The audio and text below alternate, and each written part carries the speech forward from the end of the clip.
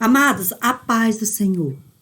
Meu nome é Rose, hoje são 18 de fevereiro de 2022, e neste momento vamos iniciar um trabalho para discorrermos a respeito aqui da lição 8, cujo título já está sendo aí colocado na tela, né, já foi colocado na tela.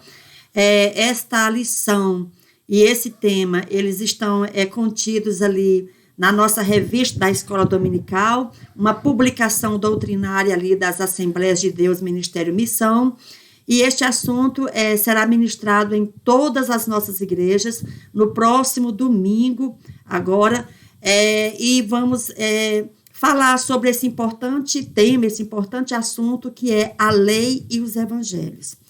Amados, caso você seja novo aqui, se inscreva no nosso canal, deixe o seu like, porque isso ajuda a plataforma a reconhecer esse serviço como relevante, e quando alguém estiver na rede mundial de computadores, aí no caso a internet, pesquisando sobre o tema, esse trabalho também possa aparecer ali na lista de sugestão. Dito tudo isso, meus irmãos, já vamos nos adentrar propriamente dito aqui na lição, essa lição 8,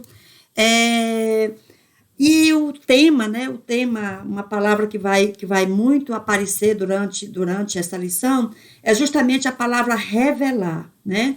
Então, vai ser dito, né, várias vezes que o Antigo Testamento revelava, né, era como se fosse uma espécie de filme ali, né, para revelar posteriormente o mistério de Deus para com a humanidade, que era justamente esse plano de redenção, ali configurado, ali totalmente aposto ali sobre a pessoa de Jesus Cristo.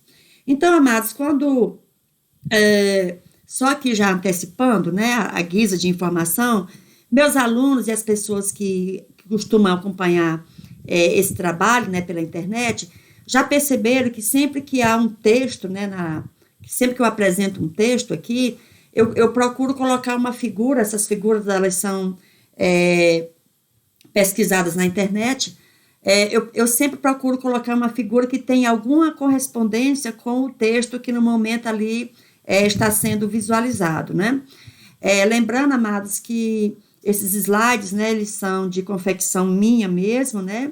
Eu faço esses slides, porque eu os considero como uma ferramenta, um auxílio ali no sentido de melhorar a didática, né, para com os meus alunos. Eu, como professora, ali passando uma lição ali, passando ali a lição para os meus alunos. Então, neste momento, eu já apresento aqui para vocês duas figuras, né?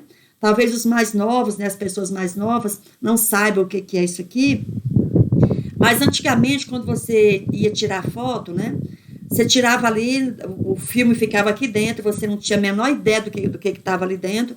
Então, só após terminar esse filme aqui, passar um determinado tempo, e esse filme aqui fosse rodado todinho, né, fosse batido, como dizia, batido às chapas ali, ao final seria levado, né, para uma pessoa, para um estúdio, e ali seria feita a revelação. Então, visto assim, né, visto o filme assim, ficava meio confuso, né, a gente não conseguia, assim, verificar direitinho, né, de que se realmente ali estava se dizendo. A gente tinha só uma ideia, né, do que estava aqui dentro. Olhando por aqui, a gente tem sim uma ideia de que figuras são essas, de que retratos são esses, né, de que paisagens são essas, etc. Porém, contudo, todavia, só posteriormente, quando isso aqui era revelado, quando esse filme era revelado, aí sim, nós tínhamos nas nossas mãos aqui, né, a exata representação do que estava aqui. Então, poderíamos, assim, facilmente nos apercebermos do que realmente se tratava aqui, né? Passado algum tempo, né, como eu falei para vocês, não era de imediato, né, não era de imediato, esse filme ficava aqui dentro até que fosse todo utilizado, só para posteriormente haver a revelação. Aí sim, a olhos vistos, qualquer pessoa olharia ali e saberia de que se tratava. Então, isso já é realmente uma alusão entre o Velho Testamento aqui, já representado na figura desse filme, e o Novo Testamento, né? Onde ali, a partir da figura de Jesus, todas as coisas nos foram reveladas, e aí o Novo Testamento termina justamente com um livro chamado Apocalipse, que Na tradução do grego, o livro significa revelação. Então, a Bíblia, né, a partir do Velho Testamento, ela já estava ali registrando, digamos assim, informando, né, situações, imagens, representações que posteriormente nos seriam reveladas, e aí sim teríamos a exata concepção do que estava nos dizendo a lei de Moisés ali desde o início. Amados, o nosso textuário, né, diz assim: ouve Israel, o Senhor, nosso Deus, é o único Senhor. Está lá em Deuteronômio, é um livro da lei, Deuteronômio, capítulo 6, e o versículo 4, né? Lembrando que essa é uma passagem bastante conhecida ali dos 10 mandamentos, que está em Êxodo, capítulo 20, que diz o seguinte: não terás outros deuses diante de mim. Uma correlação aqui direta, né, entre o que está sendo dito aqui em Deuteronômio 6, versículo 4. Até porque o Pentateuco, né, no caso a lei hoje específica que nós estamos tratando, embora todo o Velho Testamento também é chamado de lei, né? Mas e lei especificamente seriam os 5 livros de Moisés, né, o chamado Pentateuco. Mas lembrando, amados, que toda a Bíblia, né, nós temos que ter isso em mente, ela é um bloco único, né? Ela é um único livro. Velho Testamento e Novo Testamento são ali um livro único, né? Um só livro. Realmente não há, né? Não há nenhuma divisão, digamos assim, teológica em respeito aos 2 livros. Não há realmente uma espécie assim de uma hierarquia entre os livros, né? Entre os testamentos, melhor dizendo. Por quê? Porque, como eu já disse, a Bíblia, como um todo, ela é um único livro, um único pensamento, um único Deus, uma única salvação, né? Um único Redentor, um só plano para a humanidade. Daí porque a singularidade realmente é desse livro excepcional. A nossa verdade prática, ela diz: a lei não salva, mas esboça o plano de redenção em Cristo, confirmado nos evangelhos. Então, meus amados, aqui rapidamente, né, vamos aqui estabelecer o seguinte, né, que fique bem claro: todo o Velho Testamento, né, o Velho Testamento como um todo, em momento algum ali, há a efetivação de salvação para homem nenhum em cima dessa terra.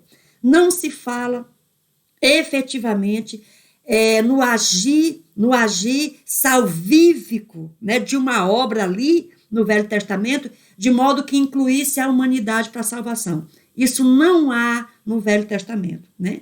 Então, o Velho Testamento, ele já vem trazendo ali, né, já encaminhando ali o nosso pensamento, encaminhando ali o nosso entendimento, encaminhando ali a humanidade para aquilo que posteriormente se revelaria, né, nos evangelhos, ou seja, ali o registro da encarnação do Filho de Deus na Terra, e aí sim, a obra do Filho de Deus, né, essa obra salvífica que incluiu toda a humanidade ali, na possibilidade de vir a ser salva incondicionalmente, desde que, né, incondicionalmente, que eu digo o seguinte, porque não há pecado que o sangue de Jesus Cristo não redima, não há pecado que o sangue de Jesus Cristo não redima.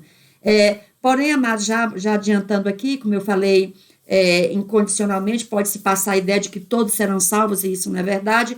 Por quê? Porque, embora o sacrifício de Jesus seja hábil, né, e apto para salvar o mundo inteiro, né, porém, como eu já disse em gravações anteriores, Deus jamais empurraria de goela abaixo essa salvação para quem não queira, né? Então, a salvação, ela é incondicionada, ou seja, não há pecado que ela não salve. Porém, amados, a salvação em Cristo Jesus, ela participa ali de uma contrapartida do homem. E que contrapartida é essa, né? E que contrapartida é essa? Que o homem queira, né? Então, todo aquele que receber Jesus como Salvador em suas vidas será salvo. Simples assim, né? Porém, contudo, toda a vida, há aqueles, né, que acham, que pensam que não precisam de Jesus, que não precisam ir para a igreja, que não precisa, porque afinal de contas a igreja acontece isso, YZ, tem pessoas ruins na igreja, pessoas escandalosas, tem pessoas que pecam na igreja, não sei o quê, como se houvesse alguma pessoa em cima dessa terra que não fosse escandalosa, que não fosse pecadora, que não errasse, né? Então a igreja ali é uma representação, gente, da humanidade. Então, em todo lugar, há pessoas que produzem escândalo, há pessoas que produzem realmente ali atos ruins, atos que realmente denigrem até a alma humana, né, o pensamento humano, mas isso não significa, de maneira alguma, que essas pessoas que estão ali na igreja, ela, por conta, de repente, de uma má conduta delas, que elas venham invalidar. Por conta disso mesmo, Deus mudou o plano de salvação, não inclui mais a igreja, não inclui mais Jesus, não há isso, né? Não há isso. O plano de salvação para a humanidade é Jesus, né? E quem são os salvos nessa terra? São os da igreja. A verdade é essa, né? A igreja como corpo místico de Cristo. Aí alguém já pode estar dizendo, mas para me salvar, eu tenho que estar dentro da igreja? Olha, necessariamente não. Mas se você é do tipo que acha, né, se acha assim superior ao povo que está na igreja, você de repente acha que a instituição igreja não está à sua altura, cuidado, né? Cuidado, porque você pode estar dentro daquele grupo de pessoas que acham que por si só podem merecer e podem realmente ali conquistar a entrada ao céu. Não. Os que vão para o céu são pessoas, primeiro, humildes, reconheceram que são pecadoras, né?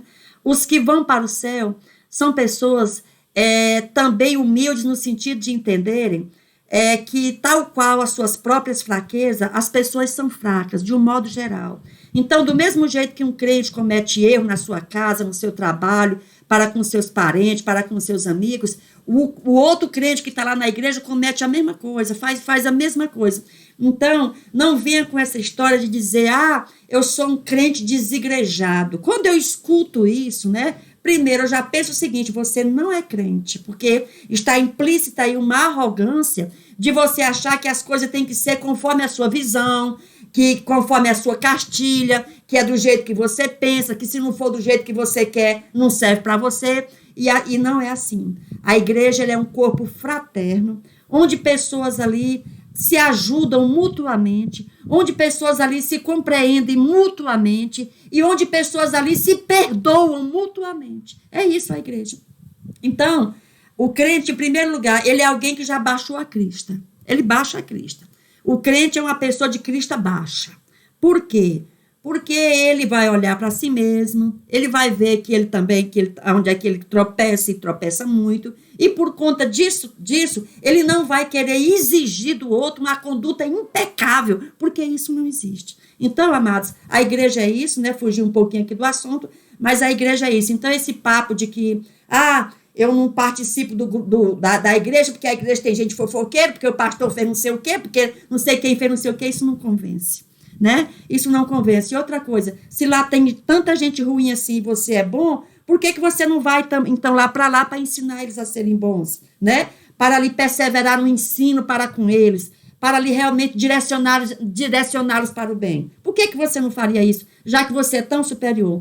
Amado, então, é o seguinte, esse discurso, ele não se sustenta. Eu não dou o mínimo crédito de alguém que diz que saiu da igreja porque viu isso, aquele outro na igreja. Para mim, isso é arrogância, né? É você se achar superior aos outros, é você achar que lá aconteceu coisa ruim, fizeram coisa ruim, mas que você próprio não faz coisa ruim, que na sua casa você não faz coisa ruim. Isso é arrogância e hipocrisia, tá? Então, Cristo é a porta para a entrada da salvação e a igreja é o contingente das pessoas que entraram por essa porta. Amém? Então, amados, dando continuidade aqui, eu vou tentar ser rápida aqui nos próximos slides, porque senão o vídeo fica muito longo. Mas, como eu disse, isso aqui é só uma pré-aula e a aula mesmo será dada na igreja, nas Assembleias de Deus, né, nas salas de aula das Assembleias de Deus, nesse próximo domingo. A nossa leitura bíblica em classe está em Deuteronômio, capítulo 6, do versículo 4 ao 9, e em Lucas, capítulo 1, do versículo 1 ao versículo 4. Que diz assim a palavra do Senhor: ouve Israel, o nosso Deus é o único Senhor. Ouve Israel, o Senhor, nosso Deus, é o único Senhor. Repetindo aqui o que já foi dito ali no nosso texto áureo. Continuando aqui o texto bíblico diz: amarás, pois, o Senhor, teu Deus, de todo o teu coração, de toda a tua alma e de todas as tuas forças. Amados, esse mandamento aqui, Jesus o ratificou lá em Mateus capítulo 22, do versículo 36 ao 40, quando fizeram essa pergunta aqui para ele: mestre, qual é o maior mandamento da lei? A Bíblia diz que respondeu Jesus: ame o Senhor, o seu Deus, de todo o seu coração, de toda a sua alma e de todo o seu entendimento. E Jesus continua dizendo: este é o primeiro e maior mandamento. O segundo, né, o segundo é semelhante a ele, né? É semelhante a ele. Ame o seu próximo como a si mesmo. Destes dois mandamentos dependem toda a lei e os profetas. Amados, antigamente o Velho Testamento, que era a Bíblia conhecida na época, era chamado de lei e os profetas, né? Às vezes também chamado de escritos e tal. Então era como se Jesus dissesse assim, alguém perguntou para ele assim: Jesus, o que fazer para cumprir a lei, para cumprir a Bíblia? Vamos imaginar que a pergunta foi essa, né? O que fazer para cumprir a lei de Deus? O que fazer para cumprir toda a Bíblia? Jesus respondeu: ame a Deus e ao seu próximo, né? Porque se você fazendo essas duas coisas, você cumpre toda a lei de Deus, todos os escritos ali, né? Todos os profetas. Aliás, você cumpre a Bíblia como um todo. Então, o que fazer, né? O que fazer para cumprir a lei de Deus? Ame a Deus e o seu semelhante. Simples assim. Claro, amados, que a gente sabe que não é bem simples assim, né? Porque, de fato, ninguém segura esses mandamentos. Ninguém segurava a lei, né, no Velho Testamento, e também ninguém segura esse aqui também no Novo Testamento. É como se Jesus tivesse sintetizado, resumido o Velho Testamento inteiro aqui, né? E a gente pergunta: quem é que ama a Deus? De todo o seu entendimento, com todas as suas forças. Quem é que ama o seu próximo, né? Daí porque justamente a necessidade do sacrifício de Jesus para que nossa alma fosse livre do inferno, né? Porque se depender de nossas obediência, da nossa obediência ao mandamento divino, pode ter certeza, amado, ninguém escapa, né? Daí porque a necessidade é singular de aceitarmos o sacrifício de Jesus em nossas vidas para a redenção ali de nossas almas. Então, amados, aqui ainda fazendo uma outra recapitulação, então, o que acontece? O Velho Testamento nós sabemos que é só lei, né? Tem várias leis, minúcias de lei, etc e tal, e o tempo todo ali tem leis, né? Aí alguém, assim, podia até dizer: mas fica complicado demais, é lei demais, é artigo demais, é inciso, é a linha, é coisa demais. Jesus então fala o seguinte: Jesus, como bom professor que ele era, né? Era mestre, realmente, aliás, aqui ele foi chamado já de mestre, ó. Então, qual é, amados, uma característica de um bom professor? É aquele que consegue sintetizar em poucas palavras um assunto. Foi o que Jesus disse. Então, fala o seguinte: eu vou resumir aí esse compêndio de leis, esse amontoado de leis. Eu vou resumir. Então, faça o seguinte: ama a Deus e ao teu próximo. Se você fizer isso, já está tudo resolvido. Aí, tal qual no nossos tempos, né, naquele tempo também tinha doido. Aí um doido pegou e falou assim: ah, Jesus, isso aí eu já faço, ó, desde que eu sou menino que eu cumpro isso aí tudinho. Aí Jesus falou: é mesmo, você cumpre a lei desde que você é menino? Então deixa eu te falar uma coisa. Então ponha em prática esse cumprimento que você diz fazer. Pegue o que você tem, pegue todos os seus bens, venda e dê aos pobres. O sujeito baixou a cabeça e saiu triste, né? Mas venhamos e convenhamos. Quem é que ama o próximo como a si mesmo? Me diga, quem ama o próximo como a si mesmo? Ninguém. Porque se alguém fizesse isso, era cumpridor da lei. E não precisaria nem Jesus ter vindo para a terra. Porque ele, por si só, ele segurava as pontas e entrava no céu por mérito. Amados, alguém que renega ou que faz assim de pouco valor o sacrifício de Jesus é um louco, né? Porque ele pressupõe que naquele grande dia, no juízo final, ele diante de Deus, ele vai olhar Deus nos olhos e dizer, não, eu sou bom, eu cumpri tudo, eu vivi em santidade na terra. Duvido, ninguém vai fazer isso, né? A Bíblia, ela é clara que aquele que não tiver com o seu nome escrito no livro da vida, ou seja, que recebeu Jesus como Salvador, a condenação é certa, ninguém passa. O crivo é muito pesado, a lei é muito pesada. Ninguém entra no céu pela lei, ninguém entra no céu pelo mandamento, ninguém segura os mandamentos de Deus, ninguém segura os mandamentos de Deus. Ou você é salvo pelos méritos de Jesus, ou você não é salvo, meu irmão, simples assim. Entenda isso, né? Entenda isso pelo amor de Deus, que ninguém é salvo pelos próprios méritos. Dando continuidade aqui, e o texto continua. E estas palavras que hoje te ordeno estarão no teu coração, e as intimarás a teus filhos, e delas falarás assentado em tua casa, e andando pelo caminho, e deitando-te, e levantando-te. Ou seja, as palavras de Deus, né? Os ensinos de Deus devem estar presentes no nosso dia a dia, em todos os momentos de nossas vidas. Tem muitas pessoas que acham que uma vez por semana, ou sei lá quantas vezes por semana, vão para a igreja para cultuar a Deus. Amados, o nosso culto é diário, porque o nosso culto é a obediência a Deus, é a obediência aos preceitos de Deus, é a observância dessa realmente obediência, porque devemos estar com a lei de Deus nos nossos corações, devemos estar atentos, né, para essas leis, para que possamos viver aqui na terra com um mínimo, vamos dizer assim, de civilidade até, porque senão nós destruiríamos a nós mesmos e ao nosso próximo, e ao meio ambiente, etc e tal, né? Tudo aquilo que nos cerca. Então, amados, desde cedo é importante que as crianças, né, no caso aí, mandem intimar os filhos a receberem esse ensino em suas vidas. Por quê? Porque uma criança que desde cedo ela está abalizada, seus pés estão assentados na palavra do Senhor. Essa criança, a possibilidade dela vir a se degenerar na vida, a possibilidade dessa criança vir a cair num abismo durante sua vida será menor. Em abismos voluntários, diga assim, né, que há coisas que acontecem na nossa vida que a gente não contribuiu para aquilo, é bem verdade, mas há algumas coisas que a gente pode se livrar.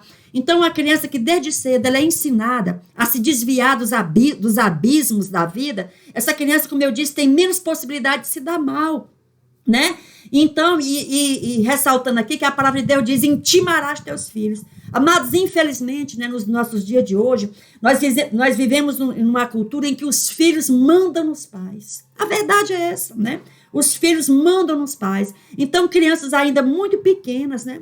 O pai sai para a igreja e aí a criança diz, eu não vou, eu não quero ir. E não vai, né? E o pai não leva, porque a criança não quis levantar, porque a criança não estava a fim de ir. Mas não é isso que a palavra de Deus diz. A criança, meu amado, por si só, uma criança não pode decidir o que é bom para ela, o que é ruim para ela. Esse papel cabe aos pais, né?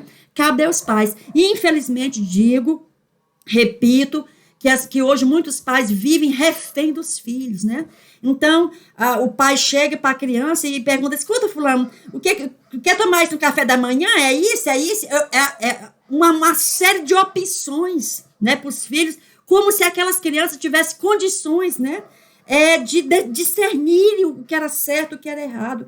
Então, você não tem que perguntar, entendeu, para o seu filho o que ele quer. Ofereça o que é bom para o seu filho, dê ao seu filho o que é bom e pronto, Ah, mas não sei o quê, meu filho não vai me amar, não sei. Que negócio de amar, e desde quando amar é você fazer o que o outro quer.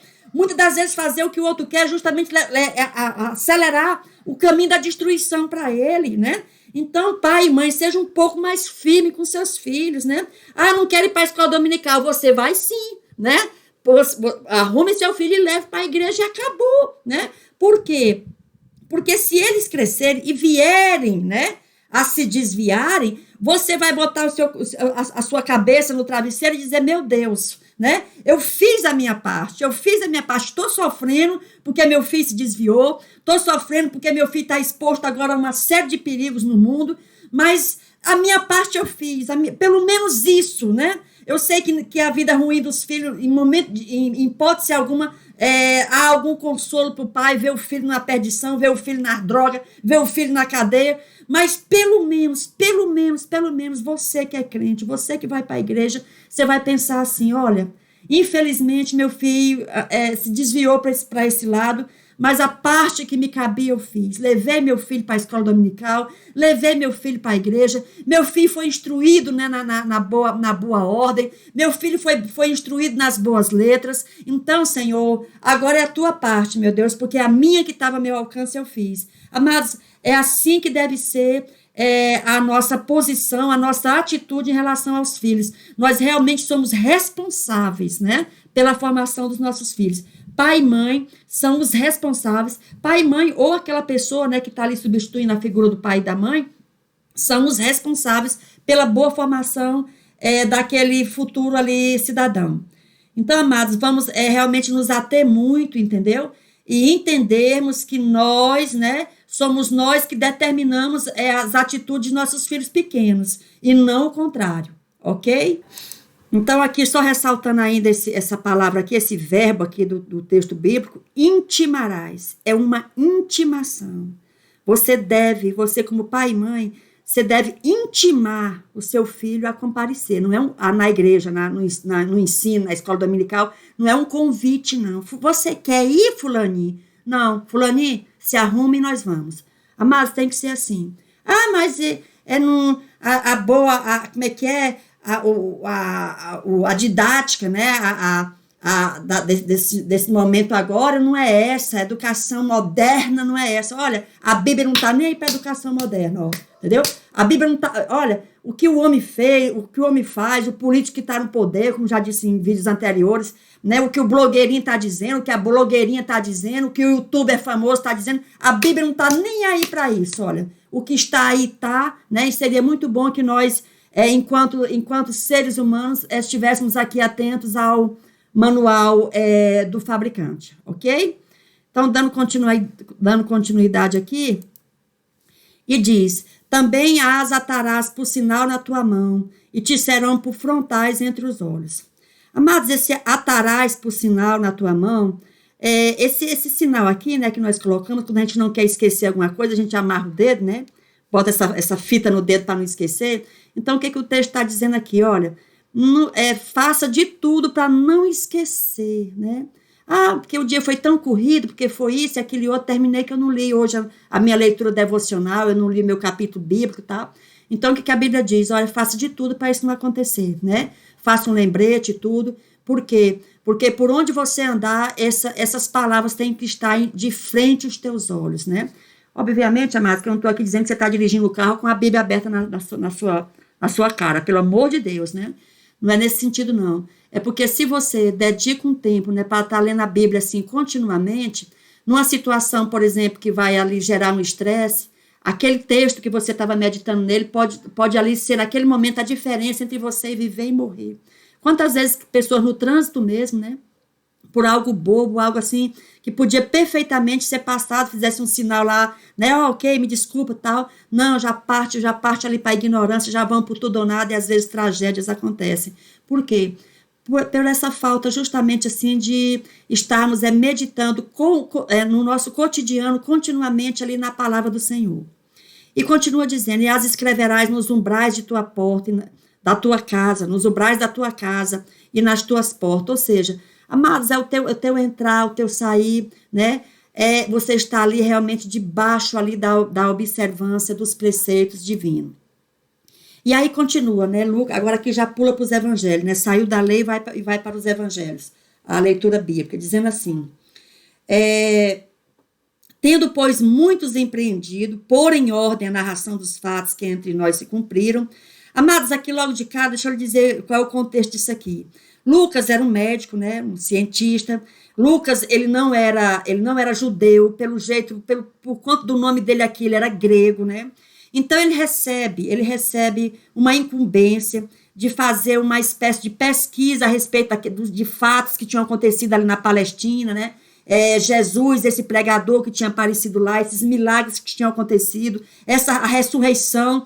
Então, as pessoas ali, possivelmente, quem sabe ali em Roma né, em outros lugares mais afastados dali, já conhecendo, né, o prestígio ali de Lucas, né, como um cientista, como um pesquisador, alguém, vamos dizer assim, encomendou a ele uma pesquisa. É como se fosse hoje a ele encomendou um TCC, né, um doutorado, vamos dizer assim, uma pesquisa.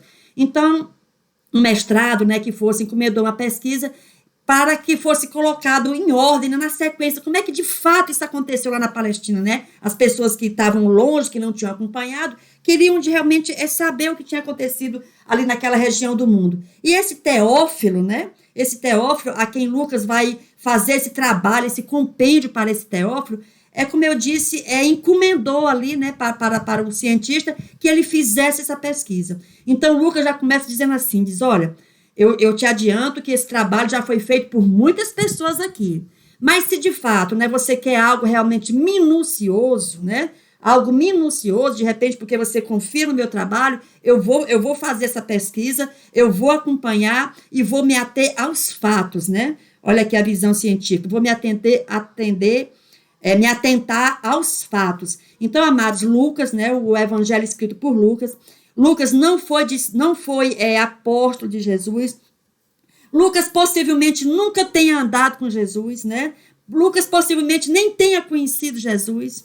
Mas porque alguém podia dizer assim, os evangelhos foram escritos ali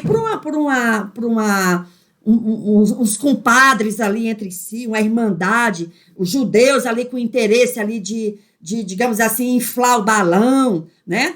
Aumentar as coisas, dar assim dar um ar assim grandioso para os acontecimentos ali e tal. Mas Lucas, amados, ele quebra, né? Ele quebra esse argumento, porque Lucas ele está totalmente fora desse contexto, né? Lucas, como eu disse, é um grego, né? E não era apóstolo de Jesus.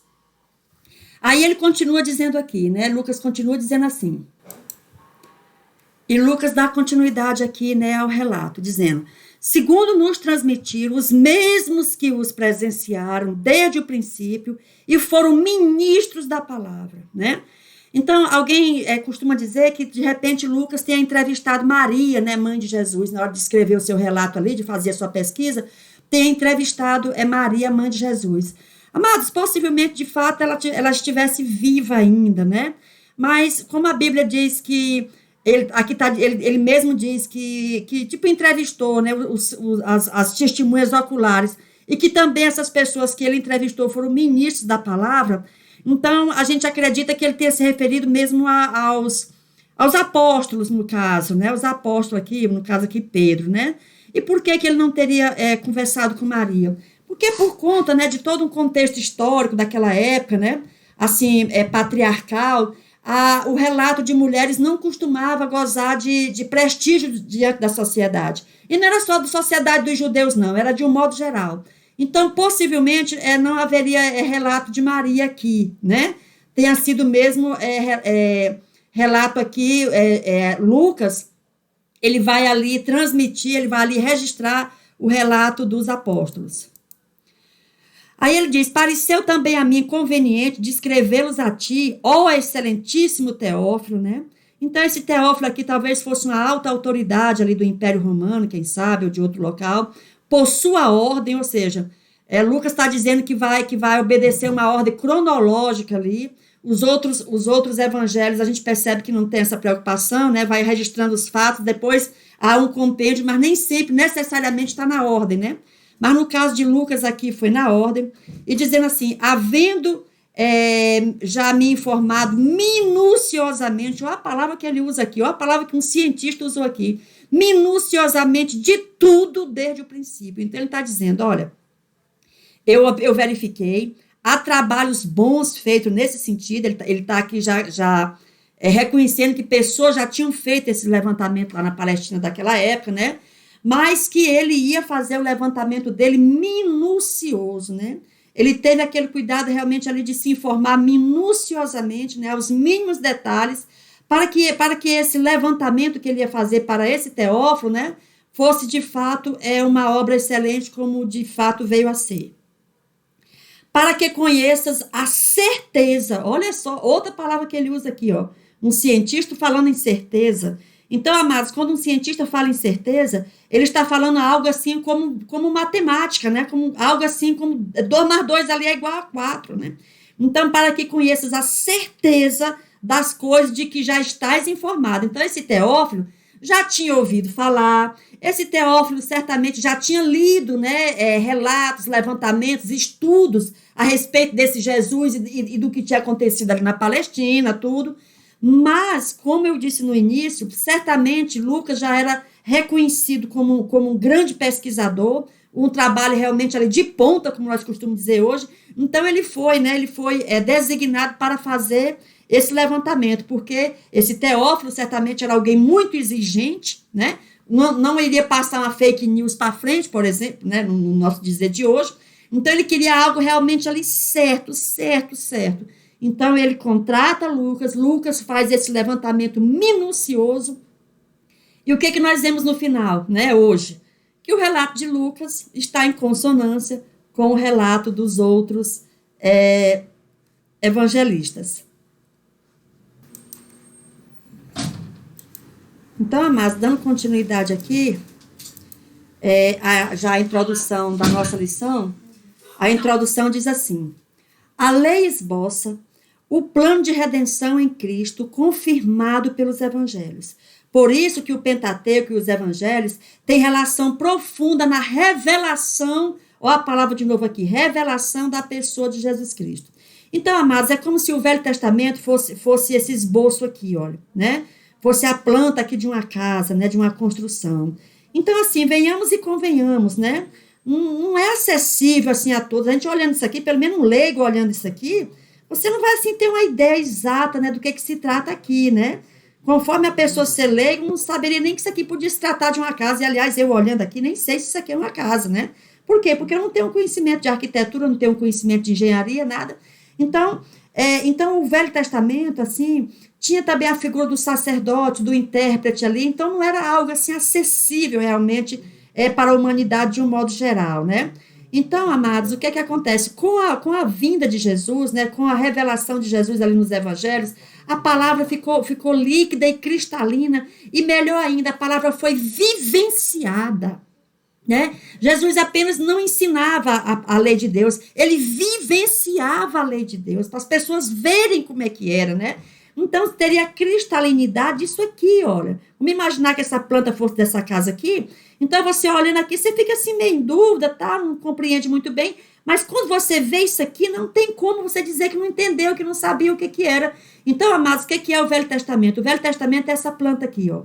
E o Novo Testamento é essa casa. Mas os dois estão dizendo uma coisa só. Os dois dizem respeito a uma coisa só. Ok? Então, não há diferença aqui, ó. Um é complemento do outro. Um diz respeito ao outro.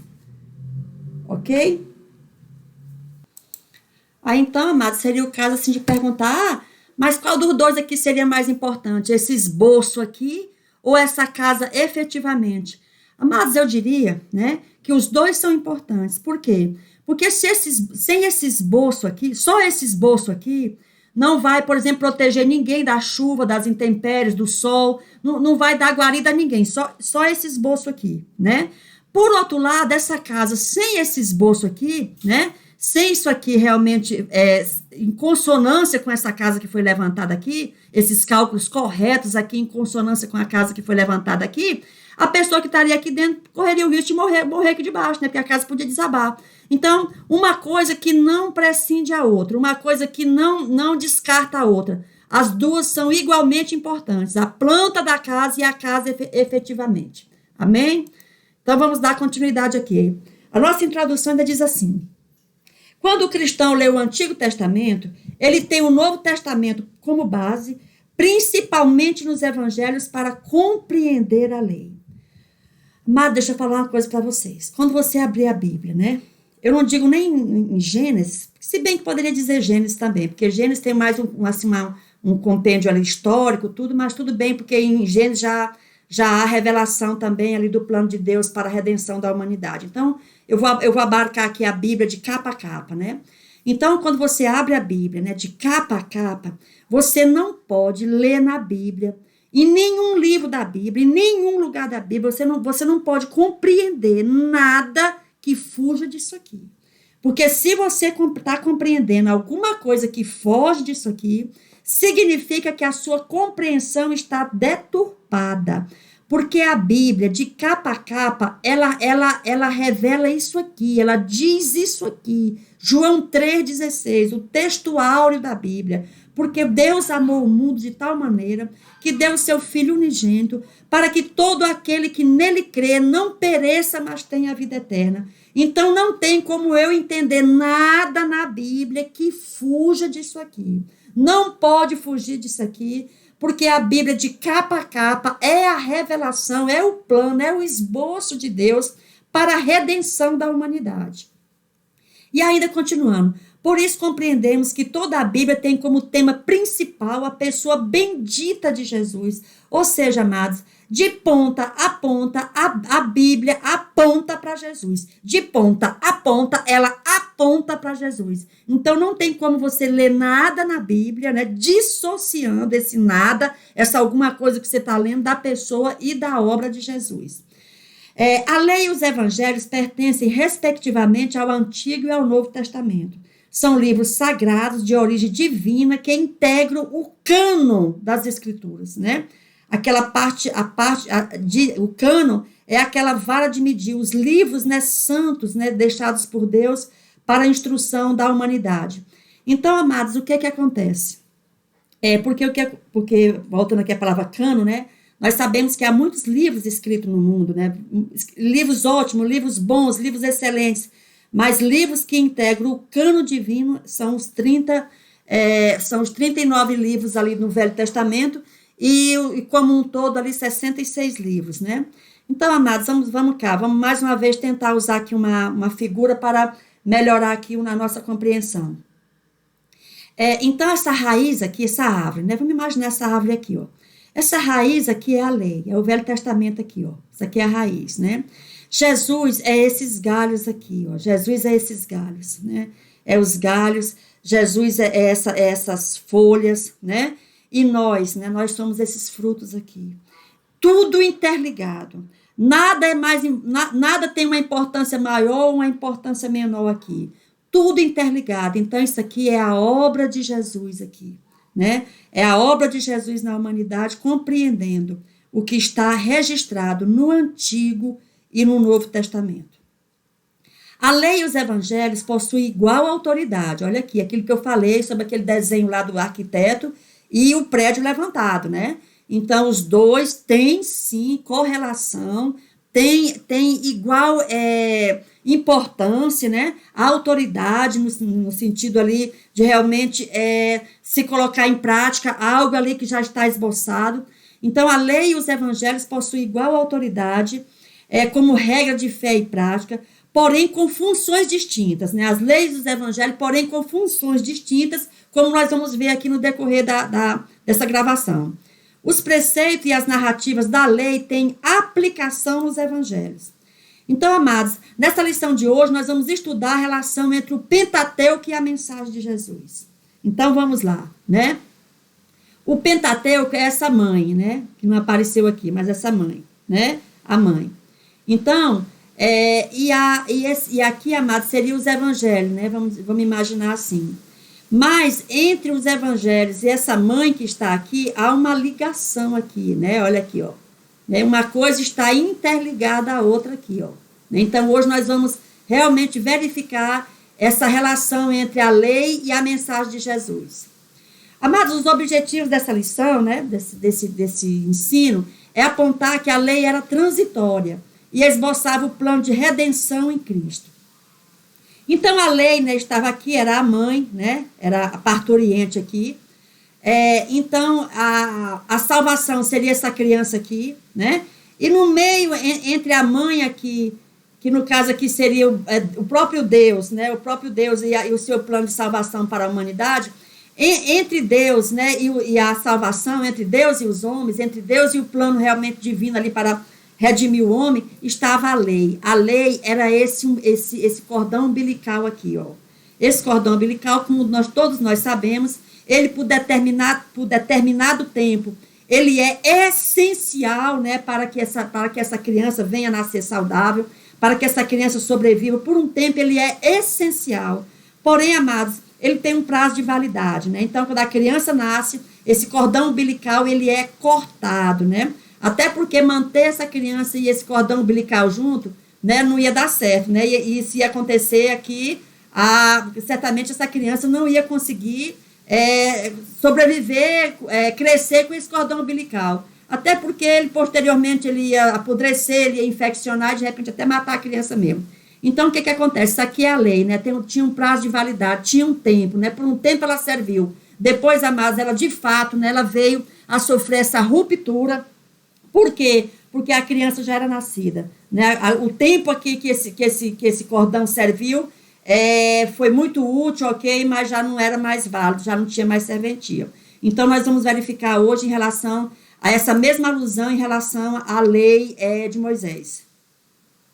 Amados, os objetivos da lição, né, também são afirmar que os evangelhos são as boas novas, né, do reino de Deus e da salvação em Cristo, as boas notícias, né?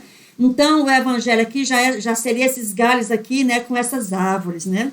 Dizendo assim, olha, acabou o tempo de sequidão, acabou o tempo de fome, porque até então essa planta estava só na raiz ainda, aqui no caule e tudo, mas agora, olha, ela frondou, ela frutificou. Agora, de fato, ela vem trazer um refrigério, ela vem trazer realmente uma sombra, ela vem realmente trazer aqui um bem-estar, uma boa notícia para a humanidade, né? Já tem fruto aqui na árvore. Aquela raiz velha, né? Aquela raiz velha frutificou aqui, né? E agora a árvore está realmente ali pronta a oferecer ali o seu sustento, a oferecer ali realmente a sua benesse ali para a humanidade. Então é isso, amados. Jesus essas folhas aqui, né, produziu esses frutos aqui hoje somos nós também, já incluída aqui nessa árvore aqui do amor de Deus. O objetivo ainda, amado, é ressaltar que a lei não salva, né, mas a obediência ao evangelho transforma as vidas. A obediência ao evangelho transforma as vidas. E como assim, né? Porque geralmente as pessoas falam assim, agora pronto. Quer dizer que a lei não vale nada? Geralmente, assim, conversando com um judaizante, ele diz logo isso aí. Então, quer dizer que a lei não vigora mais, pode jogar a lei no mato, então agora eu posso matar, posso roubar. Olha o parâmetro aí dessa pessoa que se diz crente, né?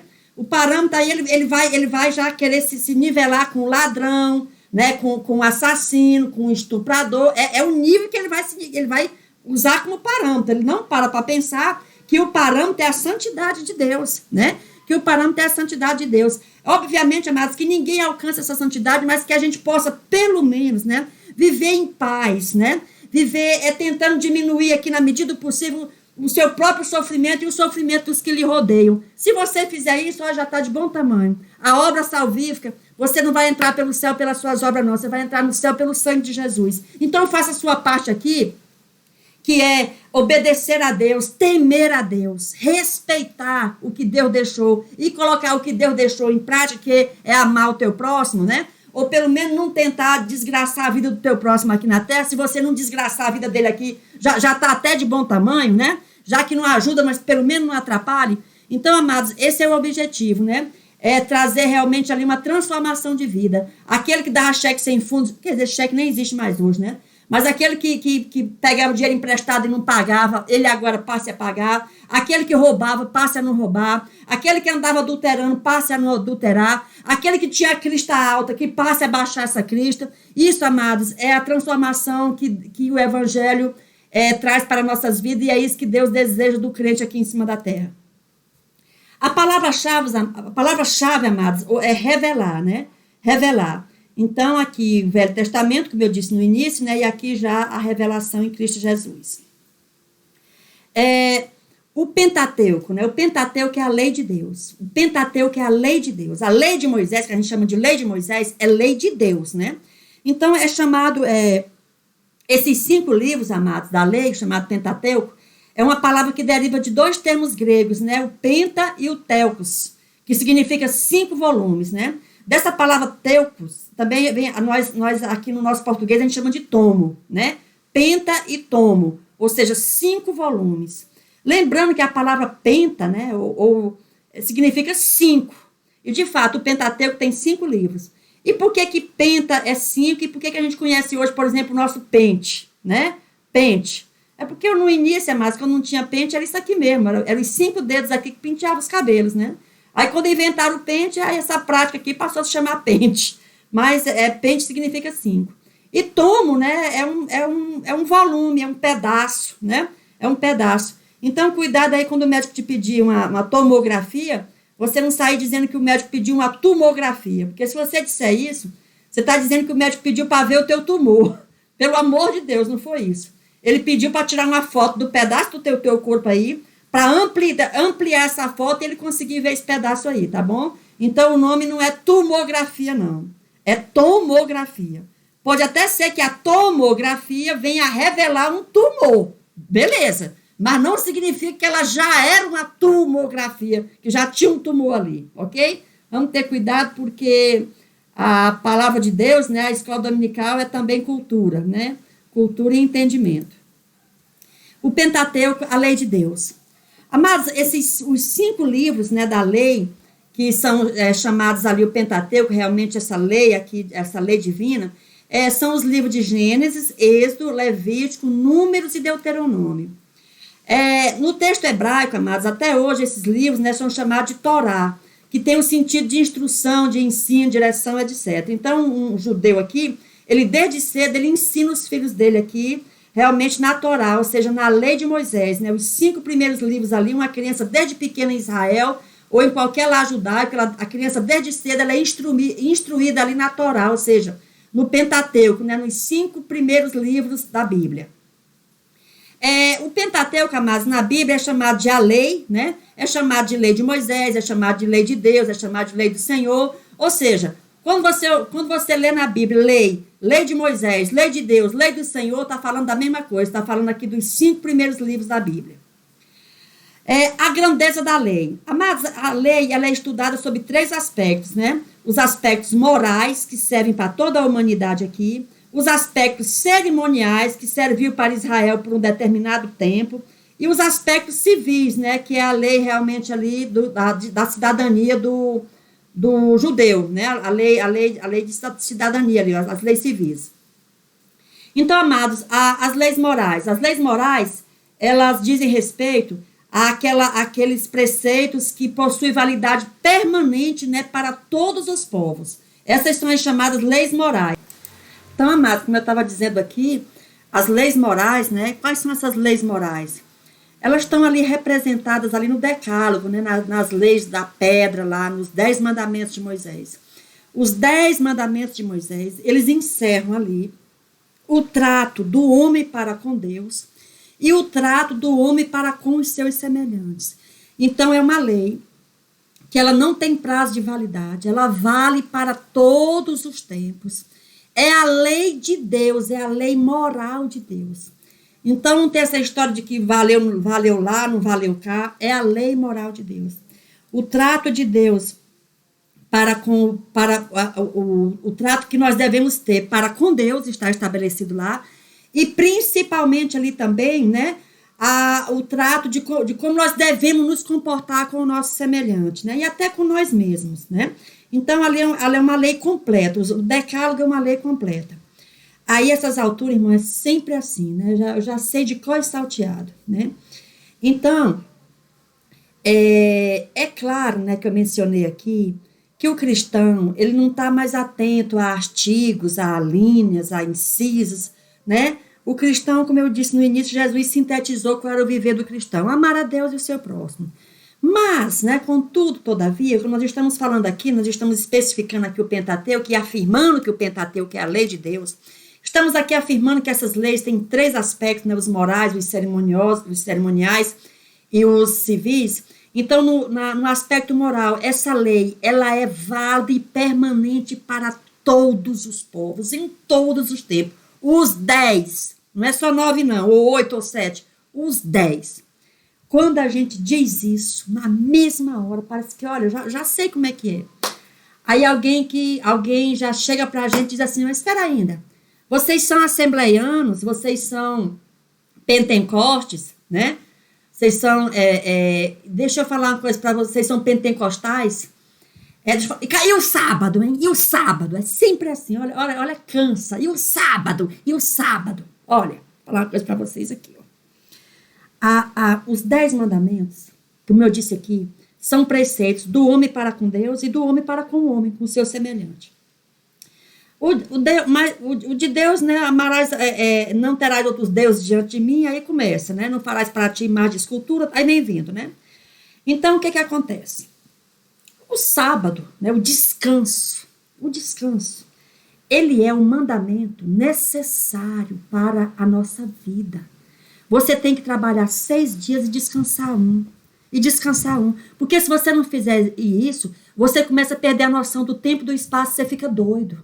Entendeu? Seu corpo adoece, sua mente adoece. O sábado é necessário para, sabe assim, para a sua saúde, principalmente saúde mental e física também, a saúde mental.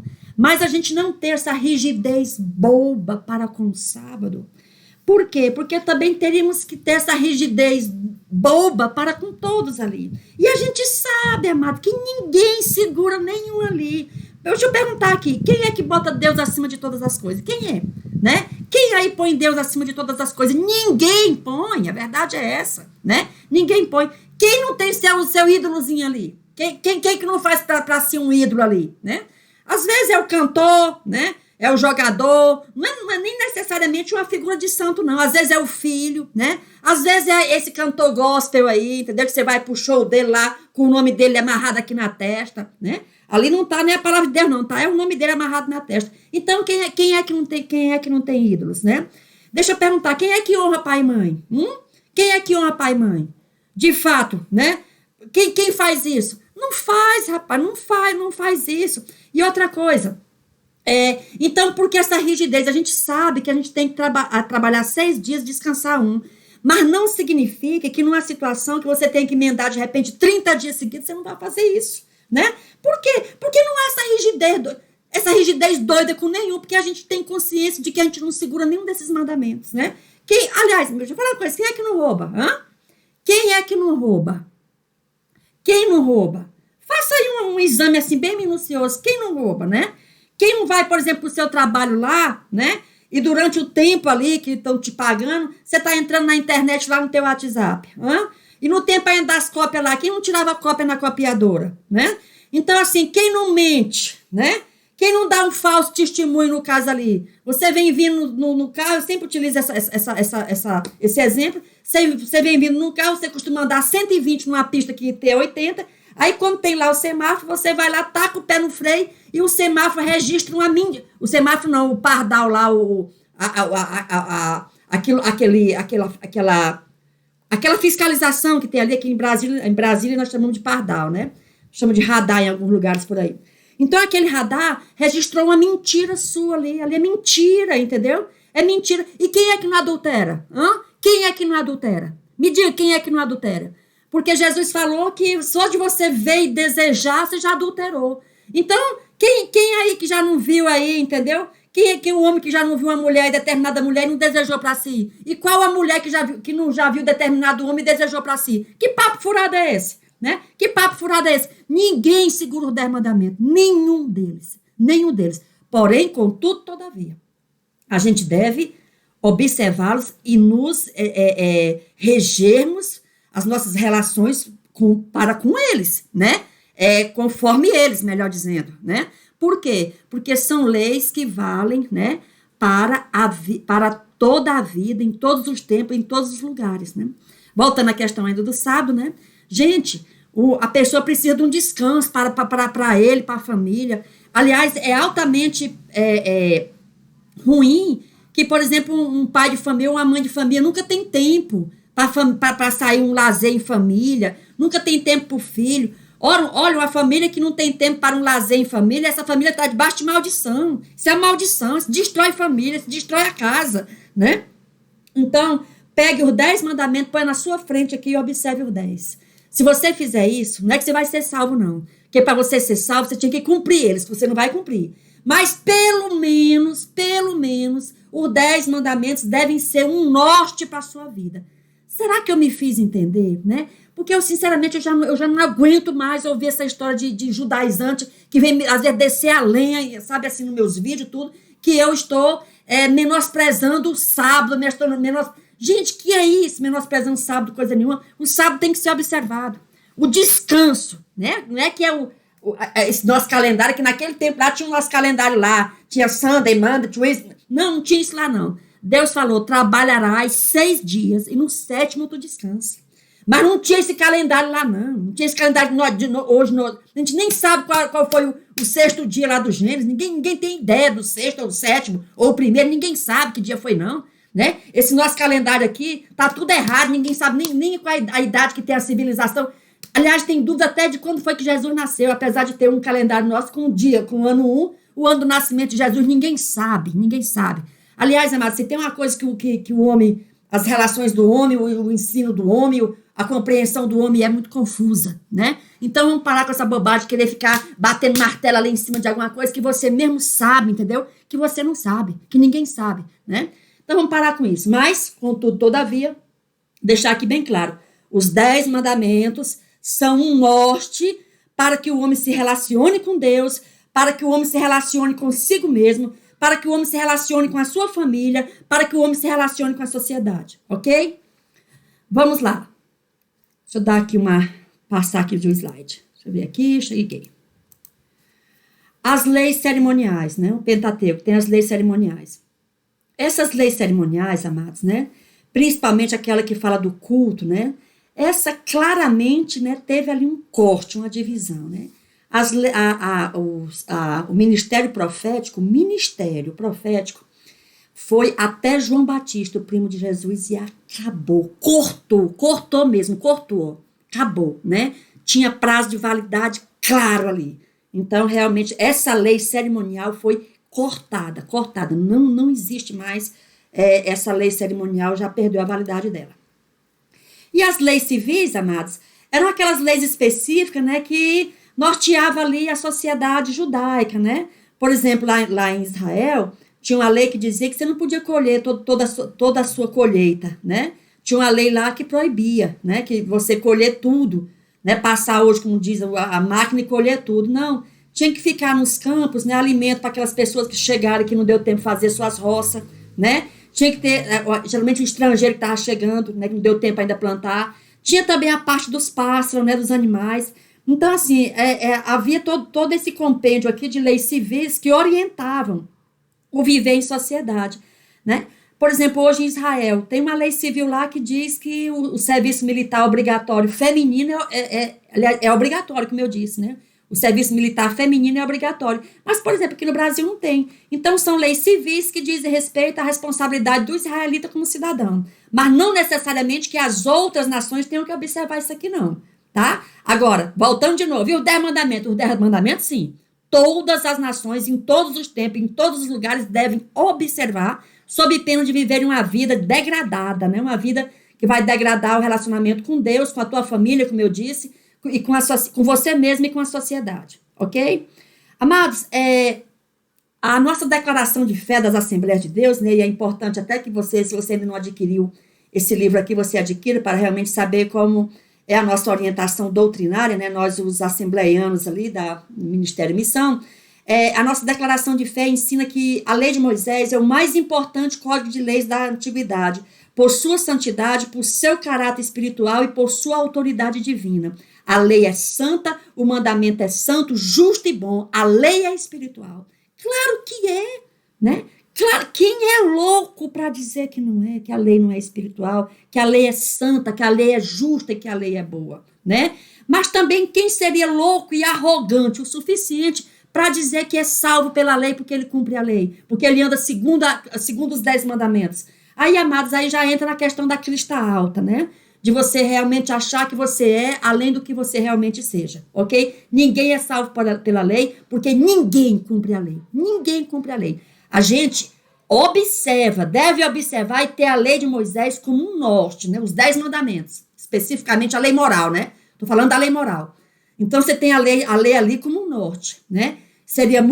É muito bom que você observe ali para você viver bem perante a Deus e perante a sociedade, e até para com você mesmo, tá? Mas não pense em momento algum que você será salvo porque você cumpre a lei, porque ninguém cumpre a lei. Ninguém cumpre a lei. Amados, a obra de Cristo nos resgatou da maldição da lei e nos deu vida mediante o evangelho. Por quê? Porque a lei, amados, né? A lei, ela me transformou nisso aqui, ó, desde o início, né? Primeiro mandamento lá no Gênesis, né? O que eu fiz? Qual foi a opção que eu fiz aqui, ó? Que a humanidade fez? Fez por isso aqui, né? Então, isso aqui me encerrou debaixo de uma maldição desde o início, né? Então, quando o ser humano nasce, ele já nasce inclinado para o mal, ele já nasce inclinado para o pecado, ele já nasce inclinado para a desobediência. Você pega um bebê e põe nos braços, entendeu? Aí você, às vezes, bota ele na posição, ele bate o pé ali, ele chora porque ele não quer aquilo ali, ele não quer obedecer aquilo, ele não quer ir por aquele tua visão, por aquele teu... Mesmo você sendo a mãe, entendeu? Ele já bate o pezinho ali, já abre o berreiro porque ele não quer. Ou então, às vezes, está zangado, alguma coisa que você fez lá, botou o peito que ele não queria, ele taca o dente no peito, né? Ou então, o que ele faz? Ele faz o que não presta, ele corre lá e se esconde. Então, assim, o ser humano, desde pequeno, ele é inclinado para o mal, né?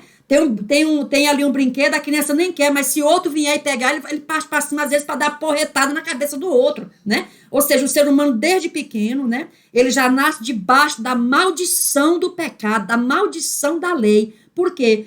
Por que maldição da lei? Porque a lei diz uma coisa e ele faz outra, né? A lei diz uma coisa e ele faz outra, então ele está debaixo de maldição. O ser humano já nasce debaixo de maldição, né? E se não fosse por Jesus Cristo, nós morreríamos nessa maldição, né? E iríamos para o inferno, né? Consumar essa maldição. Mas graças a Deus que nos dá a vitória, né? Por meio dessa obra salvífica e completa aqui de nosso Senhor Jesus. Amados, a lei, como já mencionei anteriormente, ela era transitória, né? A lei, ela era transitória, né? Transitória, principalmente a lei cerimonial, como eu disse ali, né? E hoje, quando nós falamos lei, falando aqui do Antigo Testamento, né? Nós hoje nos regemos ali pelos evangelhos, né? Não que isso aqui ela deixou de ter a sua validade, né? Enquanto aspecto histórico, né? E até aspecto moral também, mas muita coisa ali realmente era transitória, foi cortado, tipo a lei cerimonial. A lei, amados, ela serve para revelar o pecado, é como se fosse aqui, ó, minhas mãos estão sujas, eu estou vendo que está suja, mas não tenho o que fazer, eu só sei que está suja. Aí, posteriormente, os evangelhos são essa água e esse sabão, que me dá os meios, né, para que, se eu quiser, eu passe esse sabão na mão e põe debaixo dessa torneira e limpe minha mão. Mas só eu saber que minha mão está suja não adianta. Só eu ver que está suja não adianta. Eu preciso dos meios para, caso eu queira limpar minhas mãos, eu possa. E esse meio aqui foi a obra de Jesus, tá? Essa água, esse sabão aqui, foi a obra de Jesus. E aqui eu só vejo isso aqui como se fosse um espelho me mostrando. Isso aqui era a lei. E também diz que a lei nos serviu de aio, né? Para nos conduzir à redenção em Cristo. Aio, amados, é aquela pessoa adulta que pega a mão de uma criança e conduz ela para um caminho, né? Aquela pessoa que está ali levando por um caminho, é chamado de aio. Então, o Velho Testamento foi esse aio que me levou a Cristo, né? Então, essa mão aqui era o Velho Testamento, essa mãozinha aqui era eu, né? A humanidade, como de um todo, era uma criança aqui sendo conduzida para posteriormente chegar à maturidade espiritual, que seria realmente ali participar da obra salvífica de Jesus, cuja salvação tinha sido revelada ao mundo. Amados, a lei encerrou a humanidade debaixo do pecado, né? Desse modo, ninguém pode ser salvo pelas obras da lei. Então, é isso aqui, ó. Primeiro mandamento já foi desobedecido, tá aqui. A partir daqui, todo mundo já nasceu debaixo da desobediência. E nessa desobediência vive e não consegue sair dela. A verdade é essa, não consegue sair da desobediência, né? Então, para fim de salvação, você viver como uma pessoa santa que não transgride o mandamento de Deus, que não transgride uma ordem de Deus, isso aí é uma utopia, isso não existe, né? Daí porque realmente eu estou aqui enfatizando a necessidade de nós sermos salvos pela obra de Jesus e jamais pelas nossas obras, né? Porque as nossas obras nos levam para o inferno, né? E a lei, ela é essa placa, vamos dizer, essa sinalização dizendo aqui, olha, tu tá caído e tu vai para o inferno. É isso que a lei diz para mim, né? A lei me serve para dizer, para me mostrar onde eu caí e mostrar o caminho do inferno. Só isso, né? A lei não serve para coisa alguma a não ser isso. mostra, em termos de salvação que eu estou falando, tá? Em termos de salvação, ela só serve para mostrar a minha queda e a minha derrocada para o inferno. Só isso. A obra de Cristo, amados, nos resgatou da maldição da lei, como eu disse, né, e nos deu vida mediante o evangelho. Cristo, o único sem pecado, cumpriu a lei, inaugurou a dispensação da graça. Deixa eu falar uma coisa para vocês aqui. Eu vou tentar voltar aqui, mas como eu não consigo voltar, vou explicar por aqui mesmo. Olha, quando o ser humano lá no Éden foi, vamos dizer assim, picado pela serpente, né? A serpente matou a humanidade ali. Então, amados, posteriormente veio Jesus, né? E o sangue de Jesus que sobreviveu à serpente, que sobreviveu ao pecado, esse sangue hoje se torna apto, né? Para livrar da morte todo aquele que receber esse sangue em sua vida. Então, para fim didático, somente para fim didático, eu vou fazer uma comparação aqui. Olha aqui o pecado, olha aqui a serpente, né? Então, hoje, as pessoas que são mordidas por uma serpente, elas recebem um soro, né? O soro antiofídico. E muitas pessoas, às vezes, não sabem como é que se faz esse soro. Olha como é que é aqui, olha. O que é que acontece? Esse veneno, né? Aqui, ó, passo 1, tira o veneno da serpente.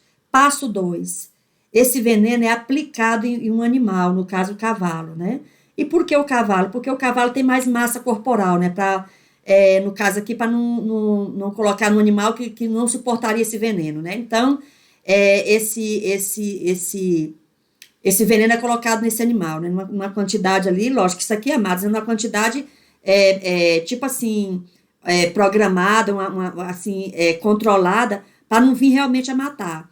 Então, esse veneno é aplicado nesse animal. Se esse animal sobreviver, que às vezes pode acontecer do animal morrer, mas se esse animal sobreviver, o sangue dele agora vai ser tirado, ó, o sangue dele vai ser tirado, colocado dentro desses frascozinhos aqui para ser aplicado nas pessoas que foram mordidas por cobra e agora possam receber esse sangue na vida delas para neutralizar o veneno da cobra e elas não morrerem.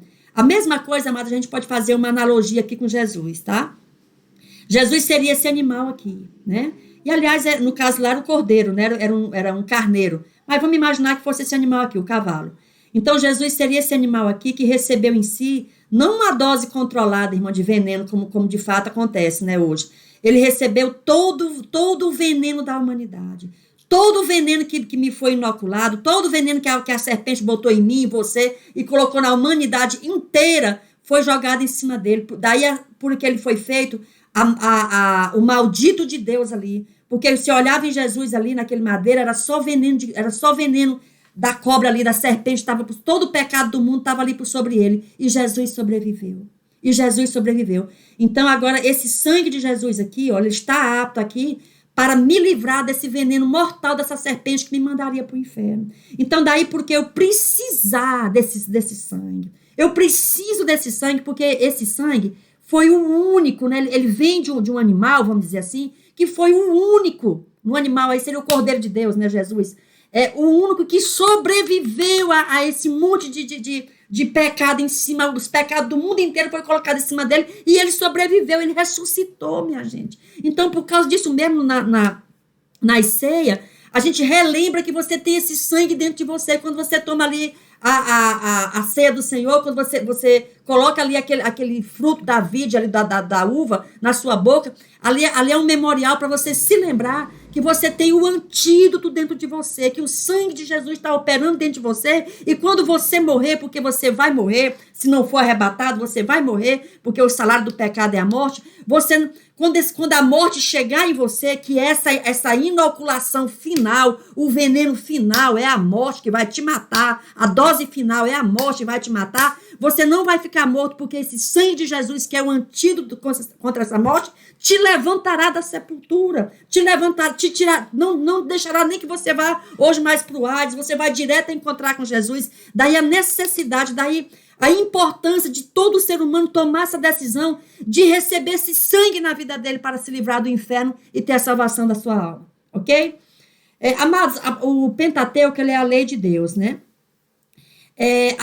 Até porque, amados, como eu mencionei, nós que estamos em Cristo, nós não precisamos necessariamente estar lendo ali lei por lei para saber o que está lá na lei. Por quê? Porque nós já temos um princípio maior. Qual é? Amar o próximo como a nós mesmos, né? Então, amados, quem ama o próximo, né, não faz isso aqui, ó. Você não vai, por exemplo, colocar a tua vida e a vida dos outros ultrapassando aqui um sinal de trânsito. Por quê? Porque você pode matar alguém, ou mesmo você pode morrer e tem pessoas que dependem de você, tem pessoas que gostam de você, tem pessoas que vão sofrer com a sua morte, entendeu? Então você não pode ser egoísta de andar segundo o teu próprio pensamento. Isso aqui não é atitude de crente. O crente, ele anda segundo a velocidade da via, porque ele respeita a si, respeita o próximo. O crente, amados, ele não precisa que um juiz obrigue ele, por exemplo, a alimentar um filho, alimentar uma criança. Ele não precisa disso, ele não precisa de uma lei para ele alimentar um filho, porque ele sabe a responsabilidade dele, porque ele se põe no lugar daquela criança, entendeu? Então, assim, hoje a lei, ela permanece, né? A lei permanece, como eu mencionei, mas eu hoje não preciso estar presa a minúcias, porque eu já tenho o princípio maior. Qual é o princípio maior? É eu obedecer a Deus e amar o meu próximo. Esse é o princípio maior. E, aliás, quando eu falei, né, que a lei permanece, espera ainda, deixa eu fazer aqui uma ressalva. A lei permanece, né, no meu trato aqui na terra para com o meu semelhante, no meu trato para com Deus, lembrando que em relação à salvação, a lei não tem participação nenhuma na vida daquele que está salvo em Cristo. Por quê? Porque aquele que está salvo em Cristo, ele está livre da maldição da lei, ele não vai ser julgado pelos 10 mandamentos, não haverá o julgamento conforme as obras dele, né? Dessa pessoa no caso. Então, amado, deixando aqui claro, né? A lei, ela não tem mais poder em cima do salvo em Cristo, tá? Para salvação, a gente pode dizer, não tem nenhuma participação, né? Não tem nenhuma participação. Mas só lembrando que o salvo, ele vive mediante, ou pelo menos observando, né, temendo os mandamentos do Senhor. Porque um salvo, ele não vai fazer nada para envergonhar o nome de Deus, nem para envergonhar o nome dele próprio, ok? Mas o termo evangelho, ele significa boas novas, né? Ou seja, a salvação por meio de Jesus. Eu vou correr aqui agora, porque já está 1h16 o vídeo. Então, amados, antes, né, de entrar a salvação em Cristo, todas as pessoas que morriam iam para o inferno, isso aqui era o Hades, né? É claro que havia uma separação entre aqueles que morreram na fé, né, esperando realmente ali a provisão de Deus, né, no caso ali em Cristo Jesus, e tinha aquelas pessoas que estavam aqui sem essa esperança, mas todas estavam no inferno, né? Adão estava no inferno, Eva estava no inferno, Davi estava no inferno, Jeremias estava no inferno, Salomão estava no inferno, estava todo mundo aqui no inferno, todo mundo estava no inferno, né? Então, Daniel estava no inferno, Noé estava no inferno, todo mundo aqui no inferno. Por quê? Porque a salvação não tinha entrado no mundo. Porém, quando a salvação entra no mundo, a Bíblia diz que Jesus, né, desceu e foi lá e levou cativo o cativeiro. Então, hoje, o crente em Jesus, ele não vai mais para cá, para essas profundezas aqui. Quando o crente morre, ele está imediatamente com Cristo nas regiões celestiais. Não há mais essa figura aqui para o crente, né? Hoje, né? Mas já no passado já houve. Os crentes, mesmo sendo crentes, vinham para cá, né? No caso, Abraão, Moisés, etc. e tal, eles vieram para cá. Amados, os evangelistas, por isso mesmo, são chamados de boas novas. Quais são as boas novas, né? A notícia de que agora a pessoa tem a opção, né? Tem um meio para não morrer e ir direto para o inferno, para o seu Hades, né? Ele pode se livrar dessa região tenebrosa, desse lugar tenebroso. Amados, os evangelhos de Mateus, Marcos e Lucas, né, são chamados sinóticos porque são semelhantes entre si, os relatos são bem semelhantes. Uma vez que esses evangelhos, eles se concentraram ali, os sinóticos ali, eles se concentraram no ministério de Jesus na Galiléia, né, que era essa parte aqui cor-de-rosa, olha. Essa parte aqui. Lembrando que para chegar na Galiléia tinha que passar por Samaria, né? Olha aqui, a Samaria bem no meio, né? Fazendo essa divisão. Vocês estão lembrados daquela parte que Jesus pediu autorização uma vez para passar por aqui e não deram autorização e João falou que era para descer um raio aqui e tal. Então, certamente quando Jesus chega aqui, né, em Jericó, aqui ele estava conversando com aquela mulher, então possivelmente ele tenha feito aqui um arrudeio, como diz o outro, né? Porque não deixaram ele passar por aqui. Mas os acontecimentos aqui que aconteceram aqui nessa região da Galiléia estão registrados nos evangelhos de Mateus, de Lucas e de Marcos, né? Mateus, Marcos e Lucas se concentraram nos acontecimentos aqui. Enquanto que João, amado, se concentrou aqui, né? No ministério aqui da Judéia, o que aconteceu em Judéia. João vai relatar especificamente o que aconteceu aqui. Amados, aqui a mensagem de Cristo, né, nos evangelhos, só lembrando, amados, que após aquela tentação que Jesus sofreu ali no deserto, né, Jesus passou a pregar a mensagem do reino de Deus. Em Mateus, o Senhor Jesus, após o batismo das águas e a sua vitória na tentação do deserto, passou a pregar a chegada, né, como eu acabei de dizer, do reino de Deus. Amados, qual foi essa tentação lá no deserto, né? Aquela tentação que Jesus sofreu no deserto é a tentação que nós sofremos até hoje, né? De quando nós, assim, estamos numa situação difícil, por exemplo, né? A gente pensar, às vezes, em saídas drásticas, né? Vinha ao nosso pensamento saídas drásticas. No caso de Jesus também chegou ali. Jesus estava ali quando foi tentado pelo diabo, né? Então, num primeiro momento, o que o diabo falou, né? Olha, transforma essa pedra em pão. As saídas fáceis, né? Quantas pessoas, amados, hoje não estão destruídas porque foram por saídas fáceis, né? Então, você está passando ali uma situação, você está passando ali uma dificuldade, né, uma situação ali muito difícil, aí chega alguém e diz assim, não, cheira essa cocaína aqui, tu vai ficar bonzinho, transforma isso aí agora, esse teu sofrimento, numa euforia, tu vai ficar alegre já, só cheira isso aqui. Então, a mesma coisa, ó, transforma essa pedra em pão, transforma essa situação difícil aí em algo molinho, em algo gostoso, né? Então, a gente sabe, amados, que tal qual a cocaína, esse pão aqui certamente não iria matar, não ia resolver o problema da fome dele, porque isso aqui só serve por um tempo. Então, assim, aquelas dicas lá, vamos dizer assim, aqueles toques que o Satanás deu ali para Jesus, eles continuam válidos até hoje, né? Por exemplo, quem é que acredita que pedra é transformada em pão? Por exemplo, quem cai em pirâmide, nesses golpes aí de pirâmide. Gente, não tem saída fácil para nada. Pedra não se transforma em pão, não. Sabe, quando isso acontece, é uma mentira, um engodo, é uma ilusão, né? Então, não existe saída fácil. Então, Jesus, ali no deserto, foi oferecido para ele, no deserto, ali numa situação difícil da vida dele, foi oferecido para ele saídas fáceis. E ele não aceitou. Depois, amado, foi oferecido para ele um suicídio, né? Ó, a situação tá difícil aí, tudo, entendeu? Se joga aí, porque Deus vai quebrar teu galho, Deus vai te livrar disso aí. Então, muita gente se suicida achando que tipo assim, eu vou sair disso aqui, que eu vou para o outro lado, a minha passagem, Deus está me esperando lá, vou me livrar disso aqui tudo, vou para um lugar que não tem mais sofrimento, não vou mais ver sofrimento, não sei o quê. E às vezes a coisa pode acontecer totalmente o contrário, né? Então, a Jesus também foi oferecido suicídio ali para ele. O diabo mandou ele se jogar lá de cima, né? Se jogar de cima do prédio, mandou ele se suicidar. Então, amados, o que aconteceu? Jesus ali venceu, né? Numa situação ali terrível que ele estava, ele não aceitou essa saída aqui também, esse engodo aqui, né? Do que é um suicídio. Amados, é lógico que eu não vou entrar aqui nas minúcias de um suicídio, né? Questão de salvação, não sei o quê, porque, irmãos, a situação é bem complexa, há muitos pormenores, há muitas particularidades, então não vou nem entrar, porque senão esse vídeo vai ficar comprido demais. Depois, amados, foi oferecido aqui para Jesus a glória, né?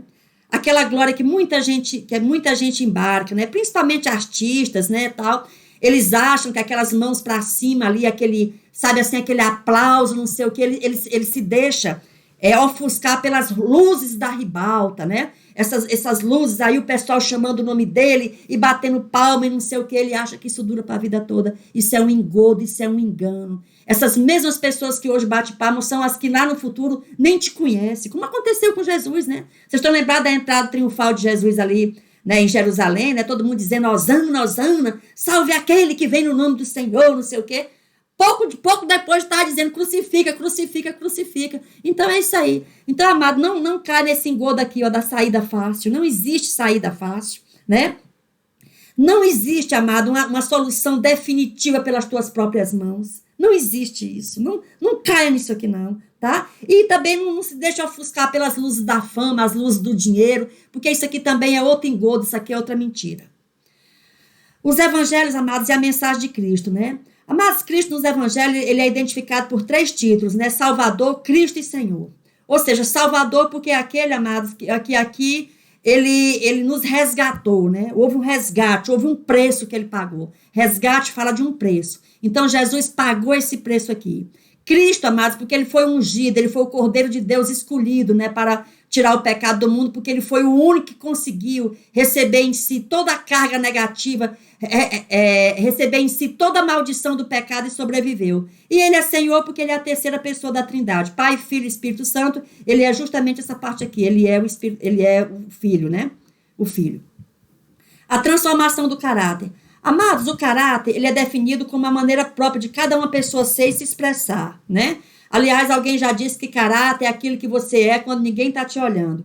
Então, caráter, amado, é aquilo que você é, não é aquilo que você está, não. Porque tem vezes que eu estou assim, zangada, às vezes eu tipo assim, eu às vezes ofendo alguém, mas não significa que eu seja uma ofendedora, que eu vivo ofendendo as pessoas, que o tempo todo, não interessa em que circunstância eu estou ofendendo, não, né? Então, assim, caráter é aquilo que predomina em mim. Meu caráter são aquelas particularidades que predominam na minha pessoa. E para predominar, a prova de fogo é se quando eu estou sozinha, ninguém me vendo se eu realmente ajo daquela maneira, né? Então, reputação, amados, é aquilo que eu cuido quando eu estou no meio das pessoas, né? Me imaginar que eu esteja sei lá, numa festa, aí eu estou com papel de balinha na mão, eu não vou jogar papel de balinha no chão, porque pega mal, né? As pessoas estão olhando. Agora, a pergunta é, e se eu estivesse sozinha ali? Eu iria procurar um cesto para botar aquele papel de balinha ou eu teria jogado no chão? Amados, isso aí é caráter, né? Aquilo que você faz quando ninguém está te olhando, isso aí se chama caráter. O decálogo, amados, ou os 10 mandamentos, né, uma vez da mensagem transformadora do evangelho, ele apresenta aquelas orientações básicas, né, do modo de viver. Do modo de viver dos israelitas, até porque aqui eu nem estou, não tomei por parte aqui especificamente aquela lei moral que eu já expliquei, que a lei moral não é só para os israelitas, é para todo o mundo, né, para todas as pessoas. Mas também ali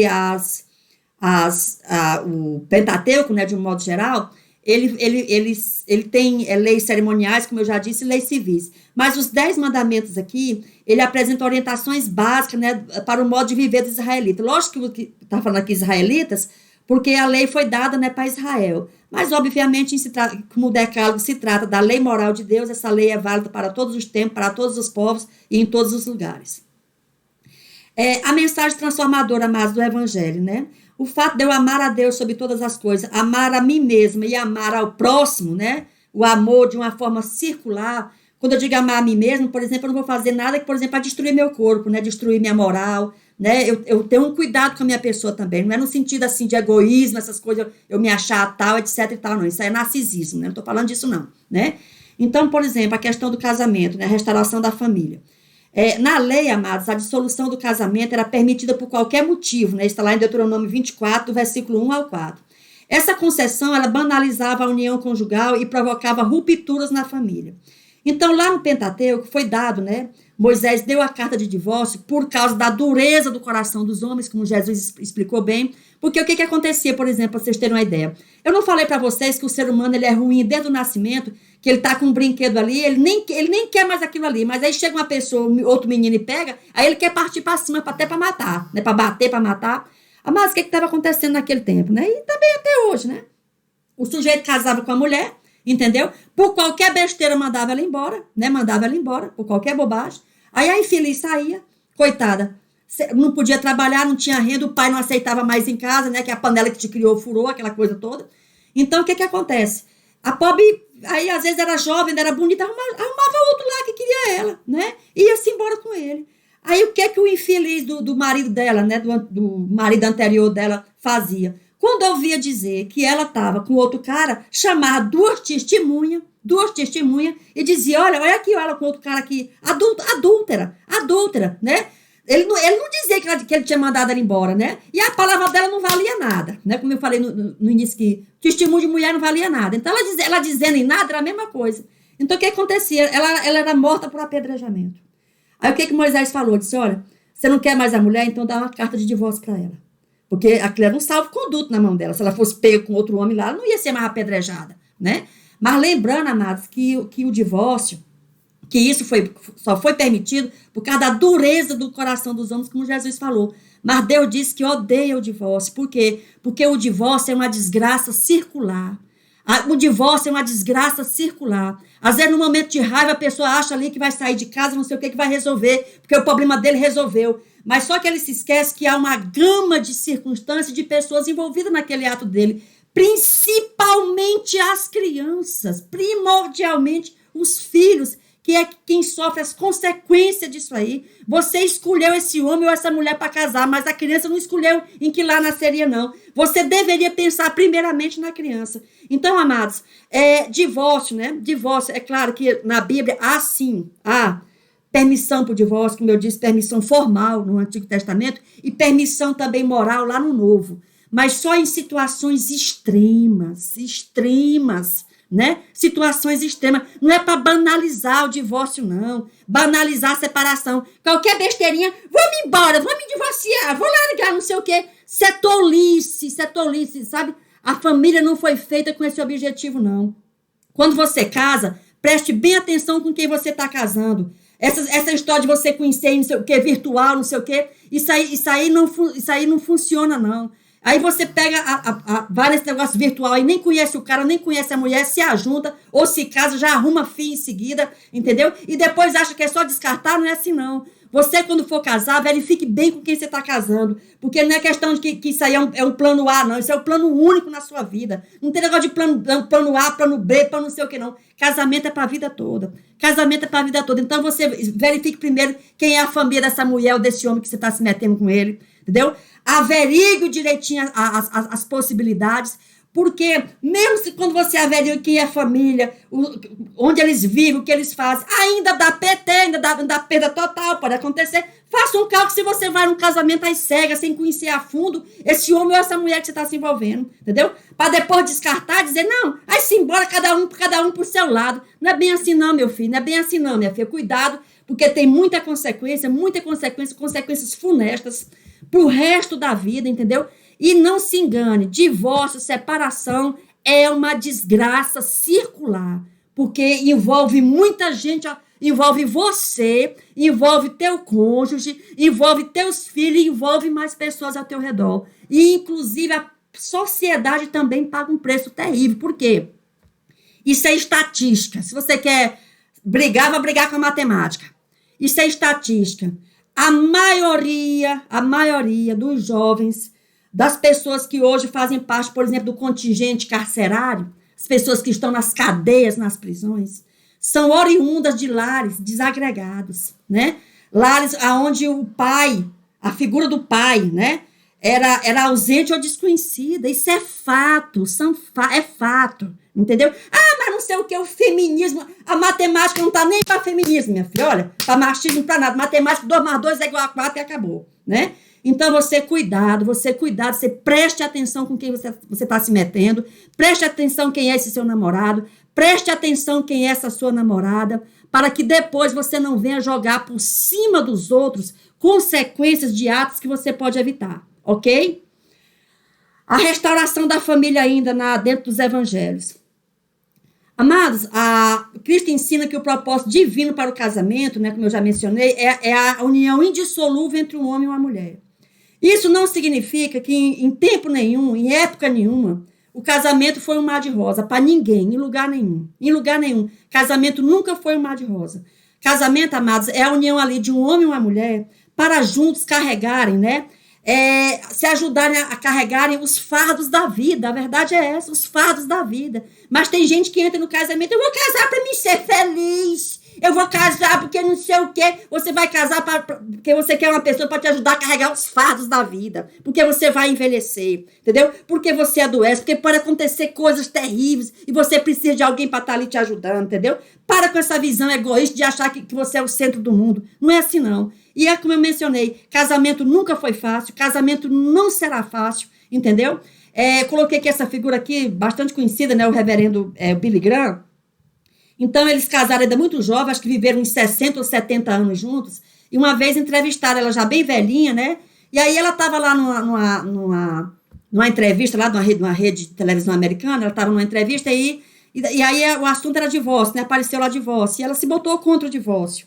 Aí a entrevistadora falou assim, dona fulana, para a senhora é fácil dizer isso que é contra o divórcio, que afinal de contas a senhora é casada com um reverendo.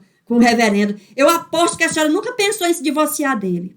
Olha a resposta que ela deu. Realmente, eu nunca pensei em me divorciar dele, mas já pensei em assassiná-lo. Olha só.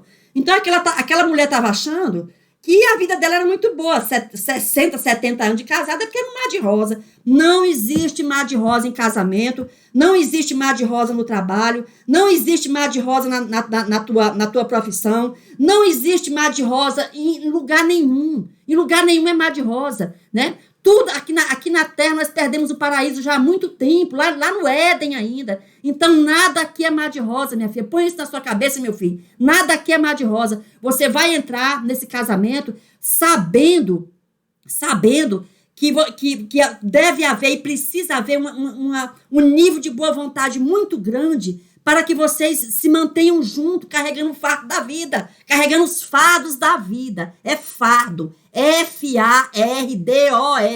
Fardos. Casamento é uma união, é um somatório de forças para carregar fardos. Ponha isso na sua cabeça e pare com essas ilusões bobas que não levam a nada. Amados, a regeneração da sociedade, né? Essa é uma mensagem transformadora também na Bíblia Sagrada. Então, como eu falei aqui, a estrutura dos 10 mandamentos são essas aqui. Então, aqui, amados, envolve aqui, né, 360, envolve a terra toda, envolve todos os seres, envolve a vida.